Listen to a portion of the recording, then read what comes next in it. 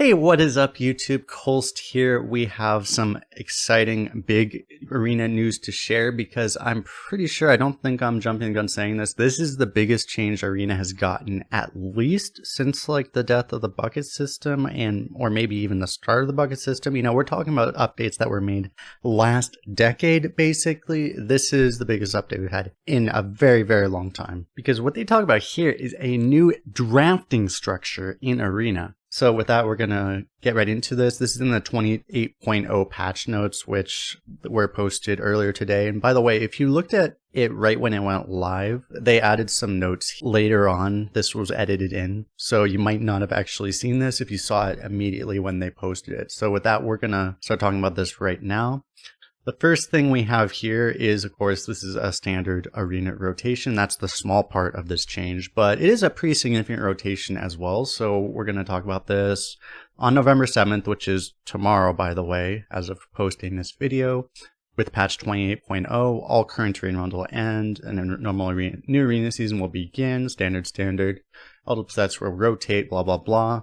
And the rotation is Core, Showdown the Badlands, the new set, Caverns of Time, that Straight to Wild set they made a few months ago, that one is being added. That's the first time. The only mode it's been in is Wild, right? So Arena's getting to play with this as well. And by the way, since Showdown the Badlands is in, that also means we get to play with the new cards before Standard does. So that's another thing very significant. Standard isn't actually going to do their rotation or new set, whatever you want to call it, for like another week or something. So there's a week where these cards will just be in Arena, and then it is Titans, Path of Arthas, the DK set, and then Descent of Dragons and Saviors of Uldum. I'm getting a little bit confused that Saviors of Uldum is just always in. Like, I think they keep rotating in, out. Like, don't other sets get a chance? But anyway, that's a minor detail. So that is very significant. If you've looked at, a lot of people probably haven't even really looked at a whole lot of detail of the Caverns of Time cards. I'm not going to talk too much about it, but there's some very powerful cards. A lot of these, some of these are new cards, like for example, Cenarian Hold. This is a very good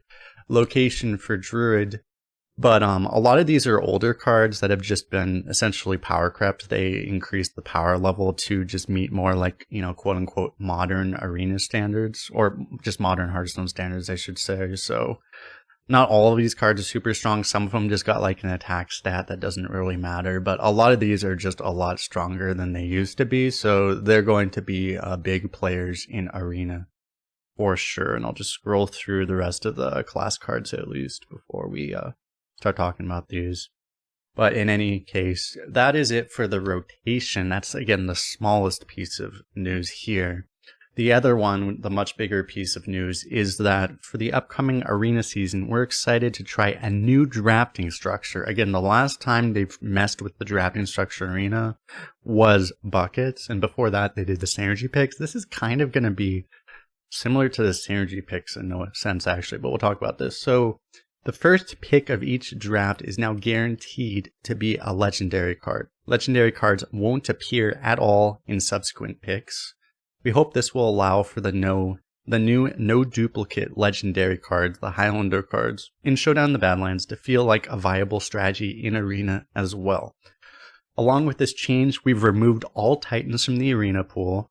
As a reminder, hero cards are already unable to be drafted, except for Lord Jiraxis because he doesn't care about your Arena rules. He makes his own rules, and we'll be monitoring the experience and player feedback closely and make adjustments if necessary. So a couple of things to point out immediately. I think it's very good that they're trying something for Arena because it's been, as I mentioned, literally they've never really tried anything major this decade. This is the first structural change they made in a very long time. So I think it's very good automatically. I think it's very good with this particular change that they are removing the Titans from the Arena pool, because that would have been a very obvious problem, is that, you know, if you get a Titan and everyone else doesn't get a Titan, they get a legendary that's not a Titan, it's not going to be exactly fair. So that's very important as well. And as well, I think this isn't really the biggest thing for me, but like I know a lot of people really like to draft for certain synergies. They like to really go for heavy synergy picks, and I think they're going to enjoy that aspect as well, to try to be able to force a no duplicate deck. And in theory as well, there are other build around legendaries, like just for example Odin and Warrior, for example. There are going to be ways that you can enable cards to be really good that are not usually good because you know you have the Odin, so okay, you just pick a lot more armor cards than you would have.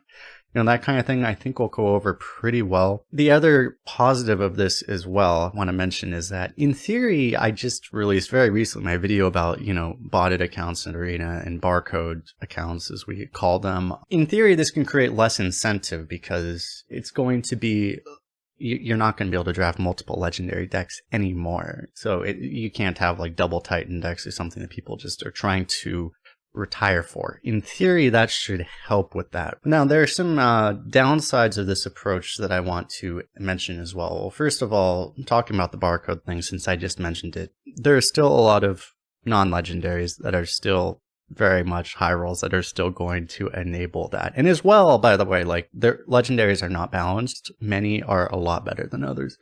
So you're still going to have that as well, but whether or not you just happen to get like an S tier or an A tier legendary initially is going to be a huge director for just how good your deck is. How good, still going to create a lot of power variance in that way.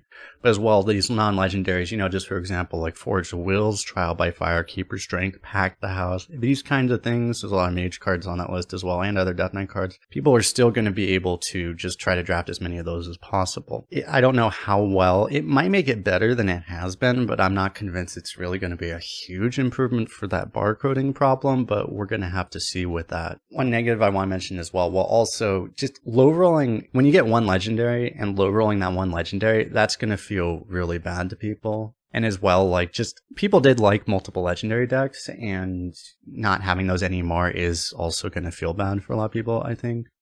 But there's one particular problem I wanted to mention as well as far as the legendaries, is that because the legendary is coming on pick one, they mentioned it's always going to be your first pick. Let's look at Death Knight in particular.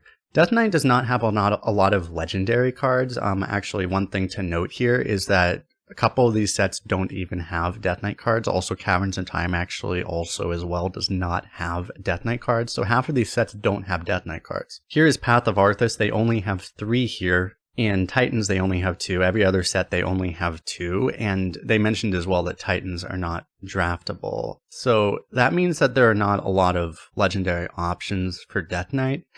And one of them in particular is Lord Merogar. Now, this is a card you did not...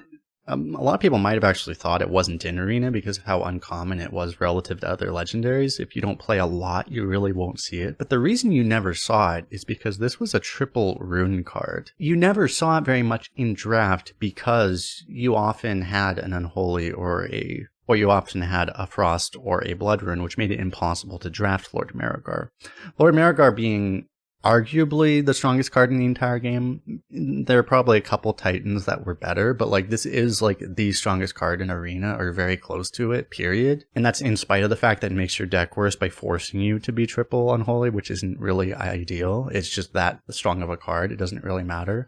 Because you're getting your legendary pick on pick 1, all of a sudden, that's not a thing anymore. You haven't picked your runes yet when you see your one legendary card. And because there are so few legendary cards you see, class cards, by the way, having a huge offering bonus, you are very, very likely to get offered any particular legendary, especially in Death Knight. By my math, I could be a little bit off, but I think you're going to be offered Lord Merogar something around 14% of the time. That's how high it's going to be, and everyone's going to pick it every time. So Merogar is going to be absolutely everywhere. Death Knight is still probably going to be a top the top class, probably in large part due to the fact that Merogar is going to be in like 14% of their decks. And yeah, you got rid of the Titan problem, but now you just have the Merogar problem because, you know, it's kind of like they're playing whack-a-mole to some extent, but like they didn't hit all of the things, and now, you know, the one that's left is going to be like, I think Merogar is going to be the most extreme and drastic example. By the way, before people mention like Infinitize is another card people are worried about, Infinitize is not going to be in rotation, at least for the time being, so you won't have to worry about that one, but this is going to be a thing, is that Merogar is going to be in, and a lot of the Titans and other things like Infinitize that could have potentially allowed you to beat a Merogar aren't going to be in. So Merogar, I think, is going to really, really stand out Right now in HS Replay, according to their stats, it's only in 1.2% of decks. But as I said, I expect that to go up like 10x. So this is going to be a major thing. So I just wanted to draw attention to that, because I probably don't need to, because I think people are going to realize it like a day in. But I just really wanted to talk about that. And the last thing I wanted to talk about was just about the whole idea around, you know, these no duplicate or Highlander legendary cards, enabling them as well. The one thing that's weird about this as well, to make a bit of a critique, is that the way it has been in Arena, typically, it's actually not ideal to draft them on pick 1. The reason is, this kind of goes into advanced drafting strategy, but you don't know how many duplicates you're going to be offered in the future of your deck. That is a thing, and, you know, at least as what they've said right now, they haven't done anything to change that. So you don't know what the cost of drafting a no duplicate legendary is if you pick it really early on. You just don't know yet. So you wanted to draft them most intelligently, actually wanted to avoid them early on. It makes sense logically, right? You pick it early so you can guarantee that you don't pick a legendary, but that's actually not the most consistent way. You actually want to just more often than not skip them early on, because there's the risk, again, that you might get forced to get a bunch of these really powerful non-legendaries or legendaries or anything really later on in the draft, and then you have to you get forced into this decision. It's like, oh man, do I take the second trial by fire, or do I skip it so that my no duplicate legendary is actually still active? It makes it a really tough, legitimately tough decision, where if you just pick the no duplicate legendary later on instead, you actually get to avoid the decision, because you already know that you're 20 picks in, 25 picks in, so you know that, okay, I actually have gotten this far in the deck without duplicates. So now it's a lot safer than it was if I picked it on turn 1. So that's not ideal as well. I think if you really want to enable people to really feel good about picking these no duplicate legendaries, having them on pick 1 is fine. But you would also need to actually ensure that you won't get offered duplicates later on in your draft as well. That's what you would really need to do if you really want to encourage that. I mean, that may also create power outlier problems, kind of like the Titans or Marogar, where maybe these cards become like way too strong if you don't really have a deck, or at least a much lower deck building price attached to picking them.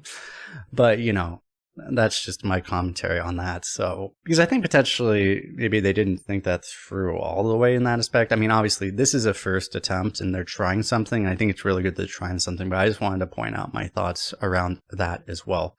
Overall, I don't want to jump to too big of a judgment on how this is. I think it's really good, again, that they're trying something for the first time in a very long time. And I think it's definitely a step in the right direction. But I think there probably will need to be further changes that push maybe a little bit further in this direction, to have a few more bans, a few more deck regulations, restricting, removing some of these other outliers, maybe even limiting some of the non-legendary cards that are power outliers as well, to really allow for the game to feel a lot better. But with that, I'd be very interested to hear what all of you guys think as well. In any case, it's definitely the most exciting news we've had in Arena for a very long time, so I think that's very good. Let me know what you guys think in the comment section below. Of course, don't forget to like the video, subscribe, comment, all that stuff. We'll see you all in the next one. Bye-bye.